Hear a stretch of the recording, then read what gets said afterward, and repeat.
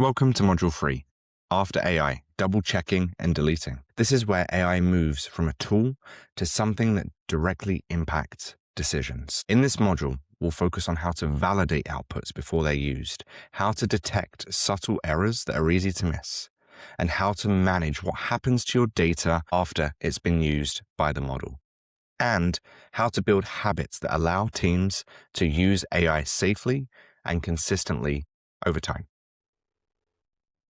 In Module 3, we're going to explore validating the outputs that we get from an AI model.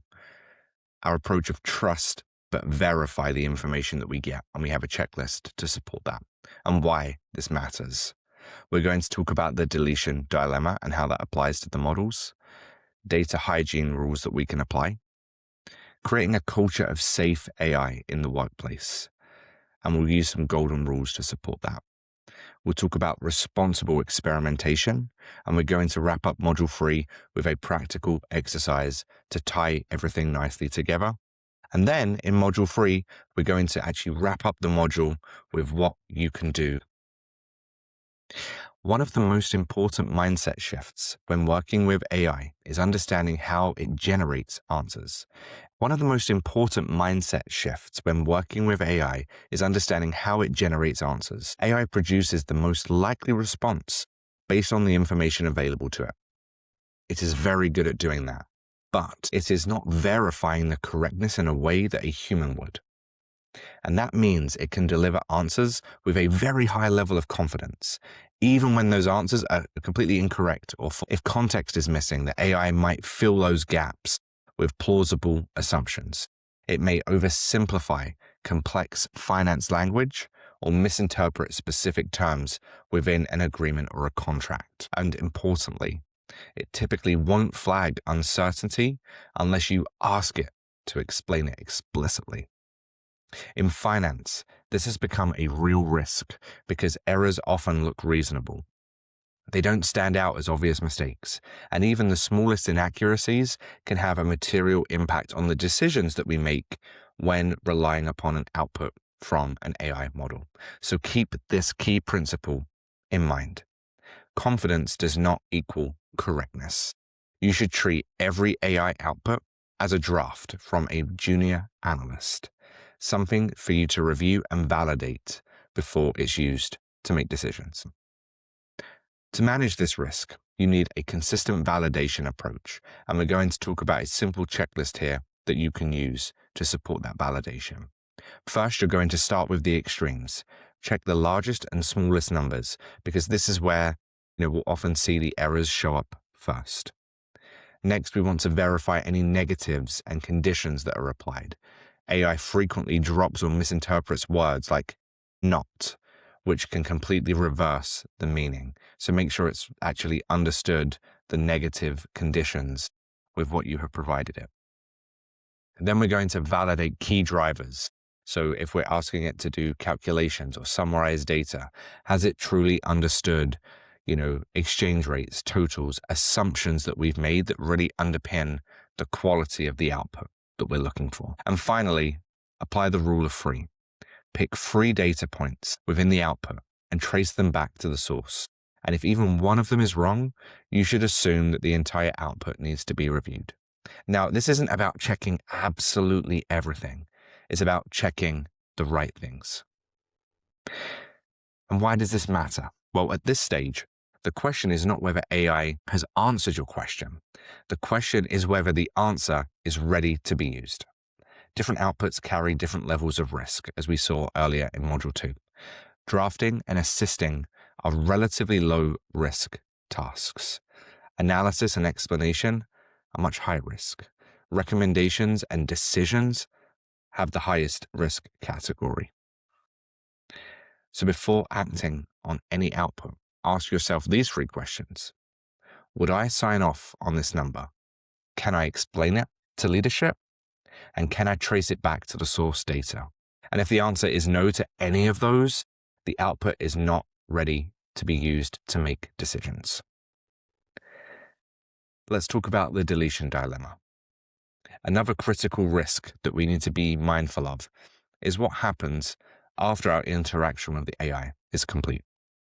Many people will assume that once they close their browser or end a session, that all of the data is gone.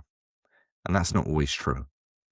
Prompts may be stored in logs, data may persist in session history, vendors may retain information depending upon your configuration, and in some cases, old data that you've provided the model in the past can even resurface in future outputs.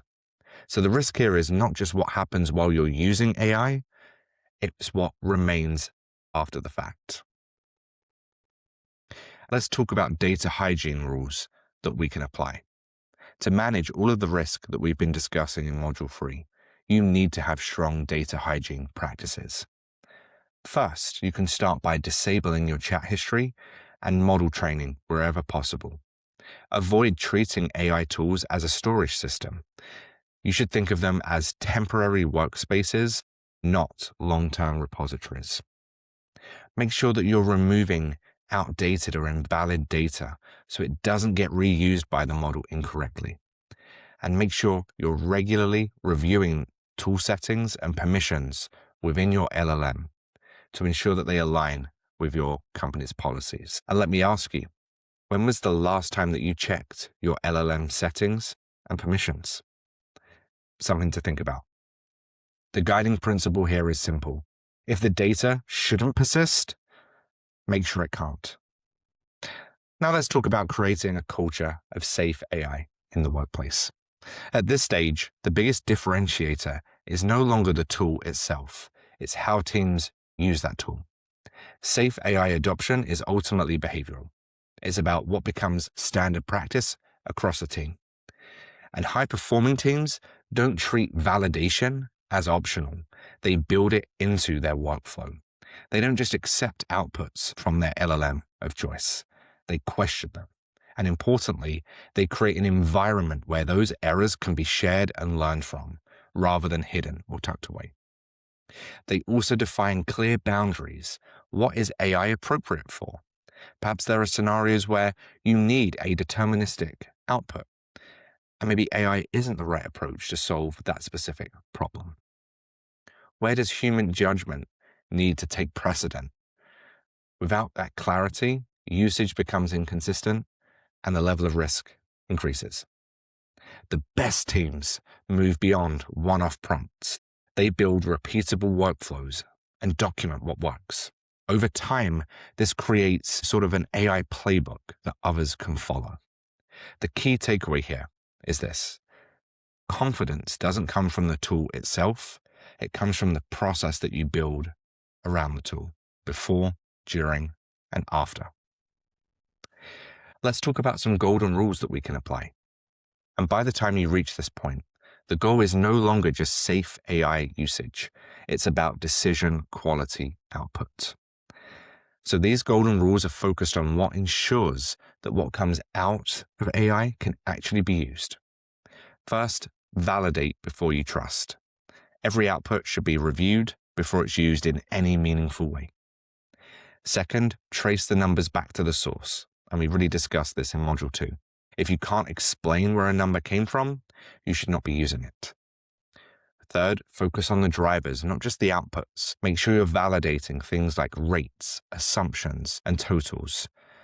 Those are the things that actually determine whether the answer is correct or not. Fourth, treat AI outputs as drafts from a junior analyst, not as decisions. The AI helps you get there, but it doesn't own the outcome. And finally, use AI where the downside is understood. If the impact of being wrong is high, the level of validation needs to be equally high. And if your team can follow these 5 rules, they can move quickly with AI while still maintaining control and accountability. And talking of responsible experimentation, the goal here is not to slow down AI adoption. It's really about making it sustainable. The best approach is to start with low-risk, high-value use cases. Things like summarization activities, fixing formatting, or internal analysis. These are great entry points to leveraging AI. Use structured, non-sensitive data first. This is going to reduce complexity and allows the teams to focus on understanding how the tools actually behave. Before scaling, make sure you're validating those outputs. Just because something worked once doesn't mean it's going to work consistently across different data sets and scenarios in the future. As we know, large language models produce non-deterministic outcomes. And importantly, build your AI playbooks. Capture what works so others in your organization can follow it. This reduces variability and increases reliability over time. What you want to do is avoid jumping straight into high-impact decisions or scaling too quickly without taking the time to validate each and every step of the way. The guiding principle here is pretty straightforward. Start small, validate quickly, and when you scale intentionally. Okay, now we're going to get into our practical exercise for Module 3. And in this exercise, you'll step into a very realistic scenario. An AI-generated covenant summary has been prepared for the CFO. On the surface, this summary looks clean, structured, and ready to use, but it hasn't been validated. Your job is to slow down and review it critically. Start by comparing the summary directly to the source credit agreement excerpt that we've included. Look for any incorrect financial thresholds. These are often the most impactful errors. Then focus on the conditions themselves. Are any of the clauses misleading, altered, or even overstated? Pay close attention to the wording. Small changes in language can significantly change the meaning and therefore the output that we receive from an AI model. Finally, ask yourself the most important question. Is this output actually safe to use and decision ready? This exercise is not about spotting obvious mistakes. It's about identifying subtle errors that could easily be missed and understanding why they matter. At this point, I'm going to recommend hitting the pause button so you can try this exercise for yourself. Go ahead and download the 2 PDF documents in this module and jump in. And when you resume, we will cover why the output should not be trusted. Okay, you should be ready to resume and review the solution. Let's walk through what actually went wrong. First, the liquidity threshold was misstated. The AI reported a $10 million requirement when the actual contract clearly states $15 million. That alone is a material error and frankly one of the more obvious things to catch here. Second, the AI introduced a cure period that doesn't exist. The contract explicitly states that no cure period applies to liquidity breaches, which is a critical condition. Third, the summarization itself altered the meaning. The language was simplified in a way that made the agreement appear more flexible than it actually is. And finally, the overall conclusion overstated the flexibility, suggesting lower risk than is truly present within the agreement. So how do you catch this? Well, let's start with the key numbers. We would be looking at our thresholds, limits, and ratios. These are high impact and easy to verify. Then we'll take a look at the conditions themselves and any exceptions carefully. Words like must or shall carry significant weight. Next, we'll compare the summary language directly to the source text. We'll look for subtle shifts in the language, not just obvious errors. And then most importantly, we won't rely on the tone or structure. Just because something looks professional and polished does not mean that it's accurate. The key takeaway is this.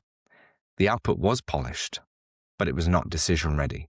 And your role is to make sure that we're catching these things before it gets into leadership's hands. So this is what you can do now. At this point, you have a practical framework for using AI safely in finance and treasury.